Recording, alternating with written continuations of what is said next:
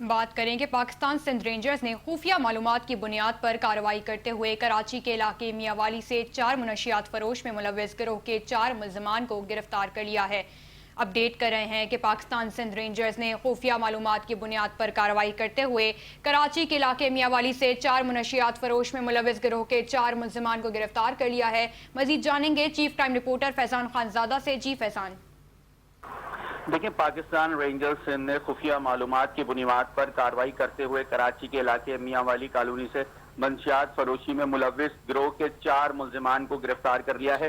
ताहम मुल्जिमान के कब्जे से 1 अदद पिस्तौल, बमा एमिनेशन, 1875 ग्राम चर्स और 2 अदद मोबाइल फोन भी बरामद किए गए हैं। सिंध रेंजर्स तर्जुमान का मजीद ये भी कहना है कि मुल्जिमान कराची के मुख्तलिफ इलाकों में मंशियात फरोशी की मुतादिद वारदातों में मुलव्विस रहे हैं।